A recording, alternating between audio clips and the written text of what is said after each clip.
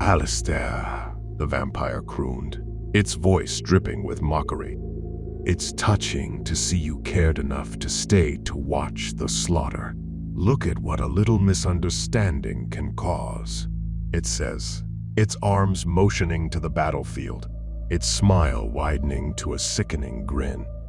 "I hope you enjoyed my little show." Einar, nostrils flaring, glared at the vampire.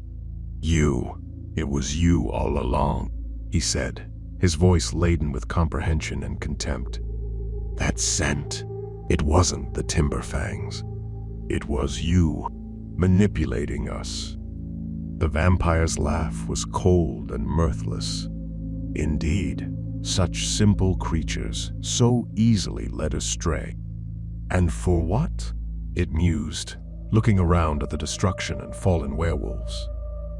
"For a game, for a jest, because I could, and because it gives me great joy to see Alistair so tormented."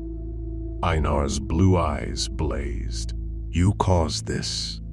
You set clan against clan, all for your twisted amusement."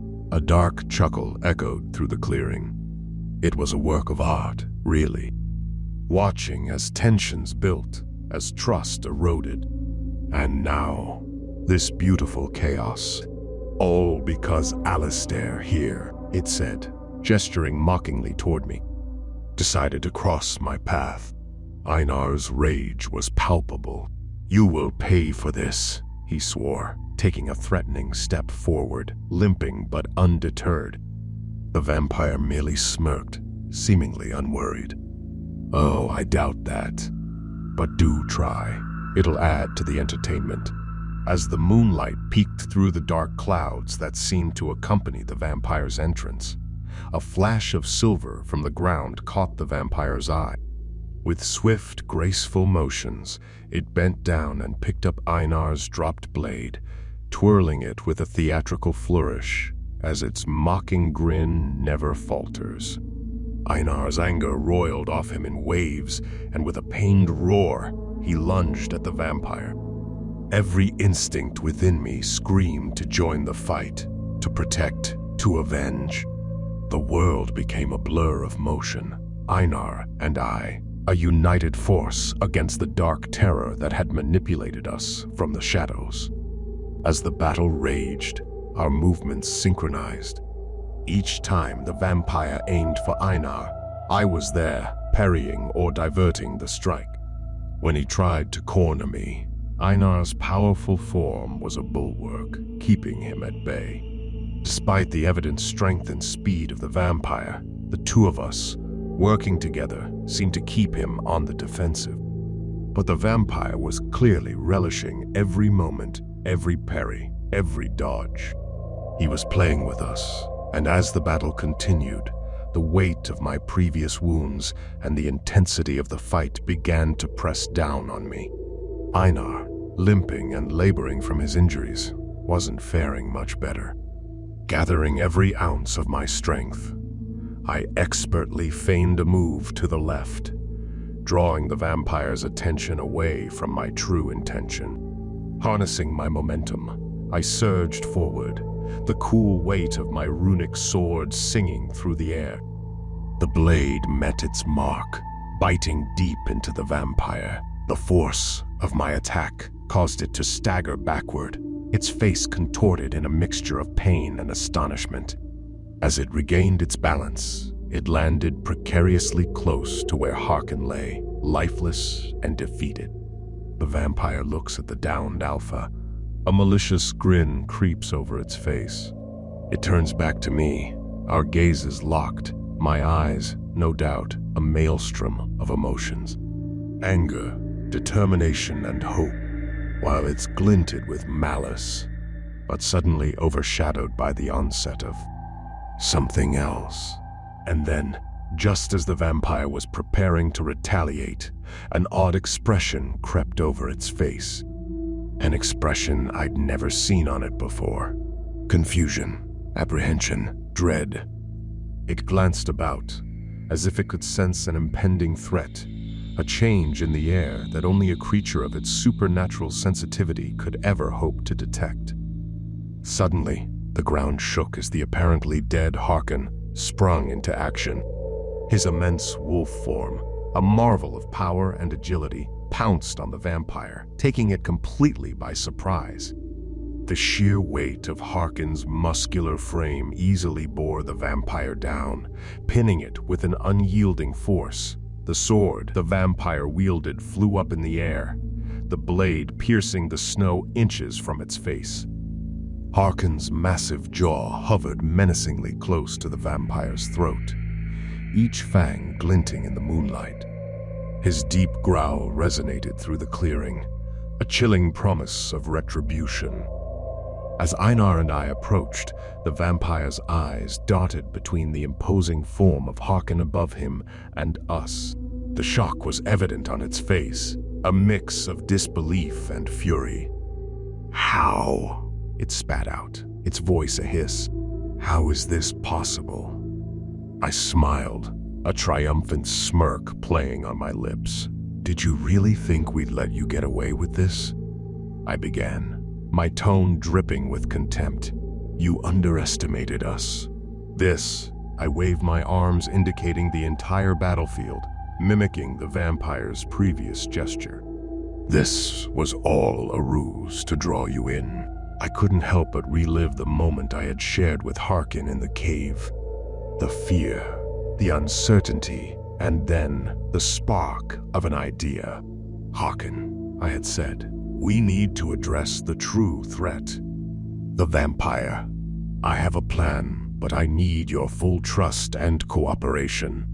We'll stage a battle with Einar's clan, a battle fierce enough to draw blood, to create chaos, but not to claim lives. We'll rely on the vampire being deceived by the intensity of the clash, assuming its work is done for it." Harkin had been hesitant, but when I explained further, he saw the logic. I continued, "That wolf pelt it's draped in, if it's strong enough to fool werewolves, it's probably constantly overwhelming its own senses. Add the mayhem and bloodshed of a fight to the mix, and it may not be able to discern the still beating hearts on the battlefield." Then Einar's howl breaks our conversation.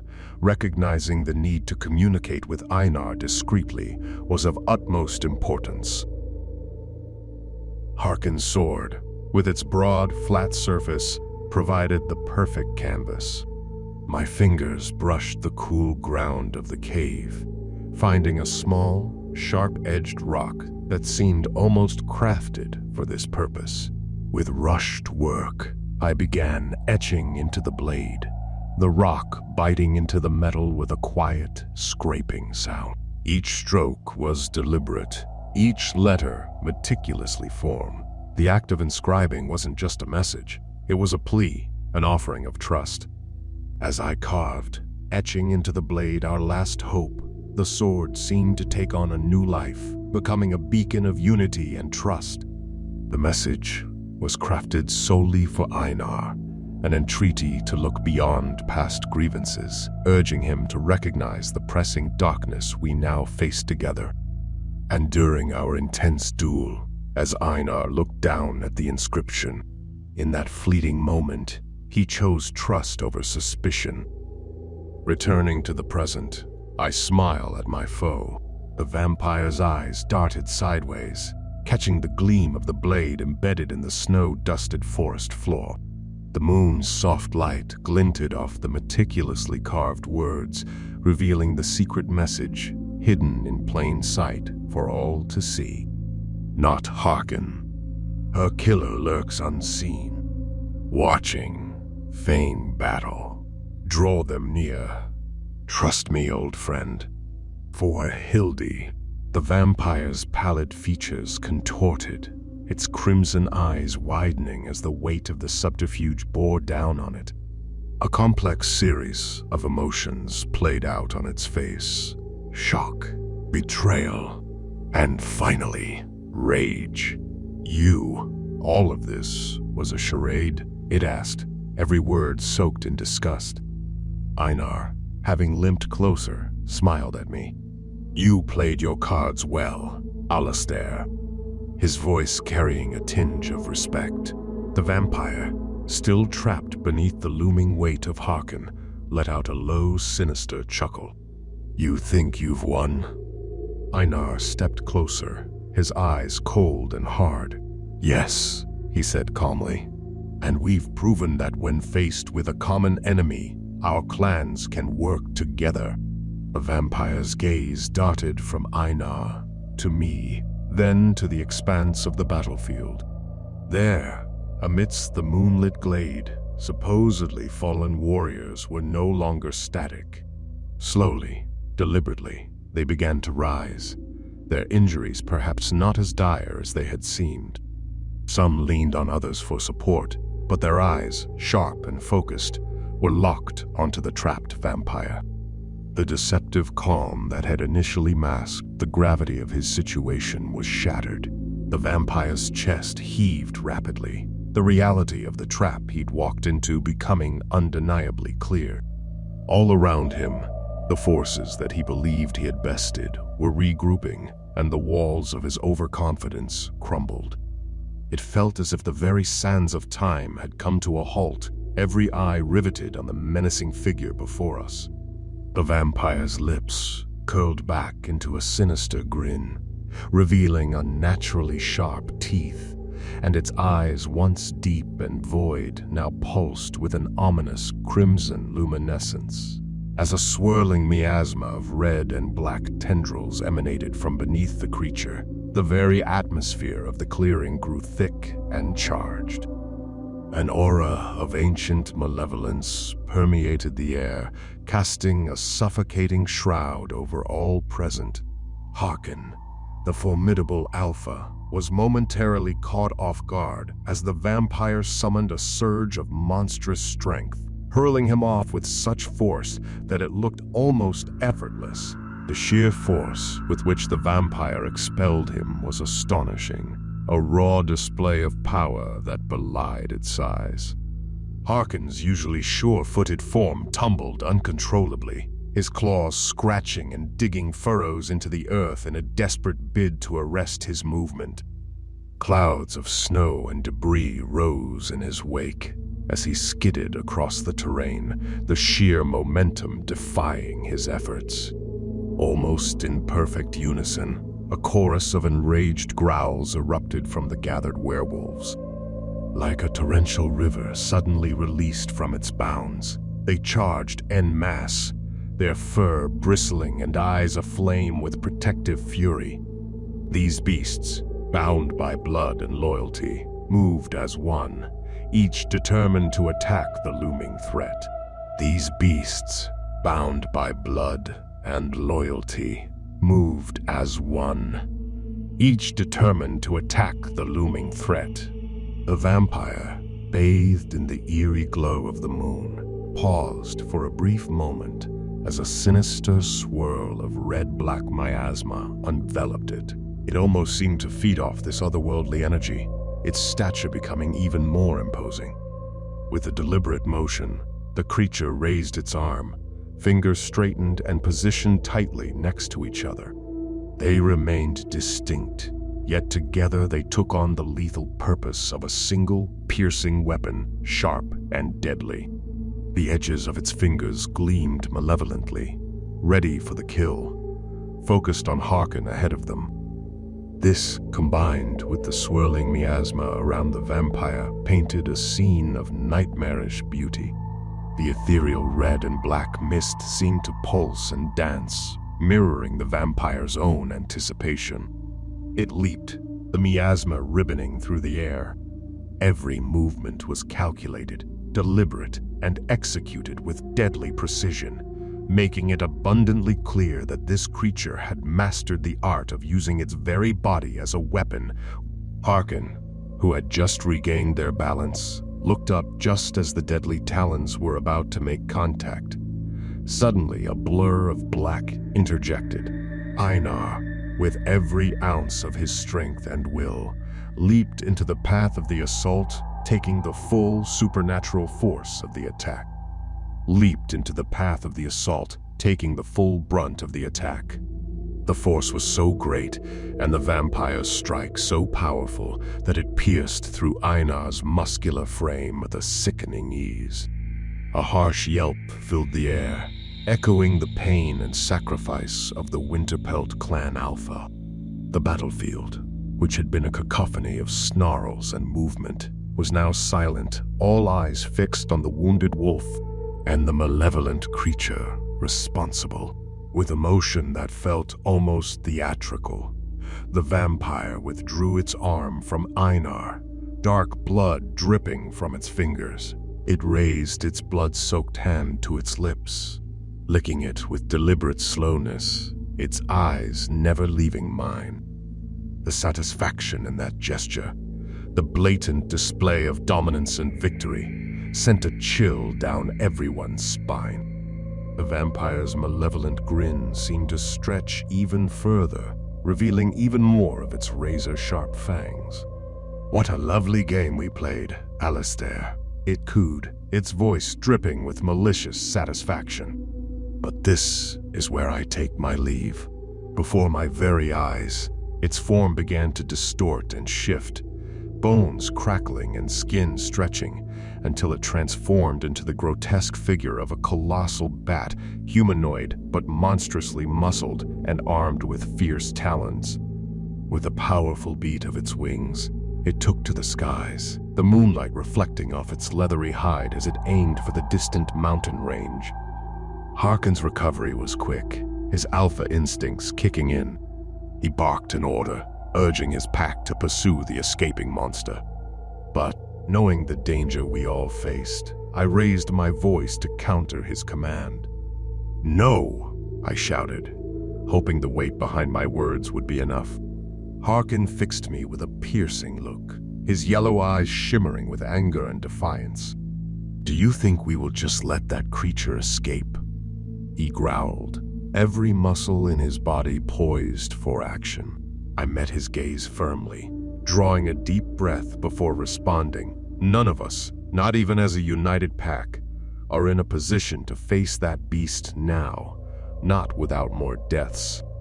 We're exhausted, and many of us are wounded. We have to regroup."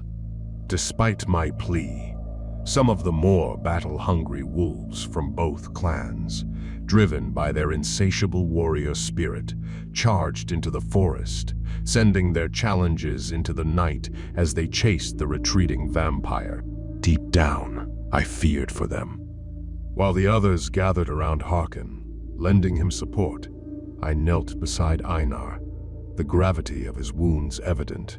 Desperately, I tried to halt the bleeding, calling out for some wolves to fetch specific herbs that might stanch the flow.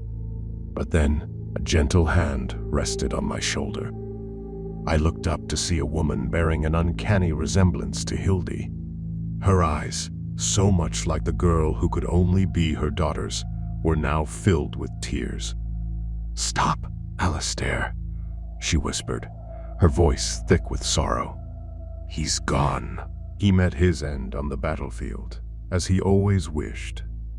Heart heavy, I gazed down at Einar, my dear friend and ally. The loss felt overwhelming. As the night deepened, both clans, previously at loggerheads, united in their shared grief and newfound respect. The immediate battle might have ended, but our war against the true adversary had just begun. The following days brought about profound changes. Grief hung in the air, palpable and thick. Despite the sorrow, it was remarkable to see the once divided packs come together in unity. Under Harkin's leadership, the Timberfangs and Winterpelts merged into one mighty force, christened the Winterfangs. Their bond, forged in the crucible of war and loss, was now unbreakable. The few brave souls who had ventured off to chase the monstrous vampire returned, wearied and disheartened. Their hunt had been fruitless. The cunning beast had managed to elude them amidst the craggy peaks and hidden valleys of the mountain range. Yet, even in their disappointment, they returned to a pack that stood stronger and more unified than before. Einar's final resting place was atop a hill that overlooked the vast territory he once called home. Next to him lay his beloved daughter, their graves adorned with the choicest flowers and mementos of their lives.